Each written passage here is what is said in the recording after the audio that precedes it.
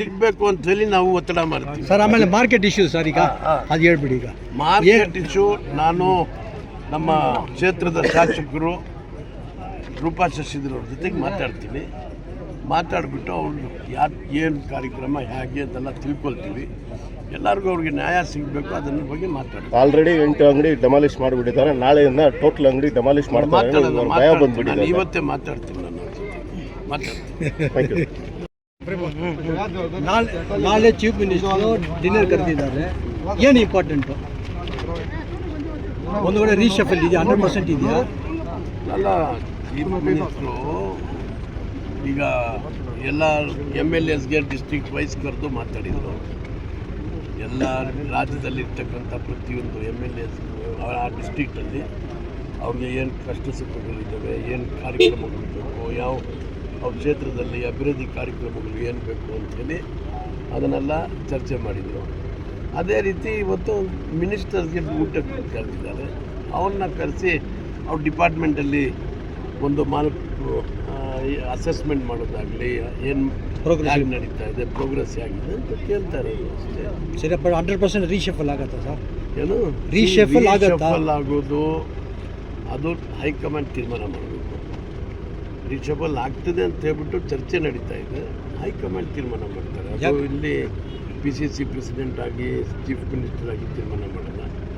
High command AICC president Kharge ಅವರು ಇರ್ತಾರೆ, ನಮ್ಮ ಕನ್ಸರ್ನ್ ಜನರಲ್ ಸೆಕ್ರೆಟರಿ ಸುರ್ಜೇವಾಲಾ ಮತ್ತು ವೇಣುಗೋಪಾಲ್ ಅವರೆಲ್ಲ ಸೇರಿ ಇವ್ರನ್ನೆಲ್ಲ ಕರೆಸಿ ಅವ್ರ ಸಲಹೆಗಳನ್ನು ಪಡ್ಕೊಂಡು ತೀರ್ಮಾನ ಮಾಡಿ. ಈಗ BJP ಅವರು ಟೀಕೆ ಮಾಡೋದು Congress government is A postpone government, ಬರೀ ಪೋಸ್ಟ್ಪೋನ್ಮೆಂಟ್ ಆಗ್ತಾ ಇದೆ, ಕಾಂಕ್ರೀಟಾಗಿ ಯಾವುದೂ ಇದು ಡಿಸಿಷನ್ ತೊಗೊಳ್ಳಲ್ಲ ಅಂತ ಹೇಳಿ. ಅವ್ರಿಗೆ ಮಾತನಾಡೋದಕ್ಕೆ ಯಾವುದೇ ನೈತಿಕತೆ ಇಲ್ಲ. ಯಾತಕ್ಕಾಗಿ ಮಾತಾಡ್ತಾರೆ ಅವರು? ಅವ್ರಿಗೆ ಇವತ್ತಿನ ದಿವಸ ಮಾತಾಡೋದಕ್ಕೆ ಸಬ್ಜೆಕ್ಟ್ ಇಲ್ಲ. ಅವ್ರು ಮಾತಾಡಬೇಕಾದ್ರೆ ಯಾವುದರಲ್ಲಿ ಮಾತಾಡಬೇಕು? ರಾಜ್ಯದಲ್ಲಿ ಅಭಿವೃದ್ಧಿ ಕಾರ್ಯಕ್ರಮಗಳು ಯಾವ ನಡೀತಾ ಇದೆ, ಜನಗಳಿಗೆ ಏನಾದರೂ ಕಷ್ಟ ಸುಖಗಳಿದ್ದಾವ, ಅದ್ರ ಬಗ್ಗೆ ಮಾತಾಡಬೇಕು. ನಮ್ಮ ಪಕ್ಷದಲ್ಲಿರ್ತಕ್ಕಂಥ ಅದ್ರ ಬಗ್ಗೆ ಇವ್ರು ಮಾತಾಡೋದು ಯಾರು?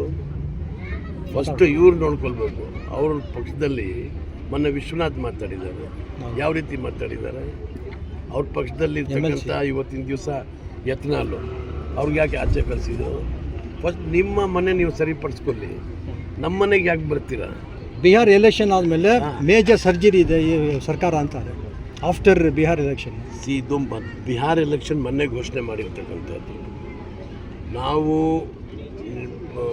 ಹೊಸ ಸರ್ಕಾರ ರಚನೆ ಮಾಡಿದಾಗ 2023 ನಮ್ಮ ಮುಖ್ಯಮಂತ್ರಿಗಳು ಮತ್ತು ಹೈಕಮಾಂಡು 2.5 ವರ್ಷ ಅದಾದಮೇಲೆ ಮತ್ತೆ ಪುನರಚನೆ ಆಗ್ತದೆ, ಹೊಸಬರಿಗೆಲ್ಲ ಅವಕಾಶ ಕೊಡ್ತೀವಿ ಅಂತೇಳಿ ಆಗಲೇ ಹೇಳಿದ್ದಾರೆ.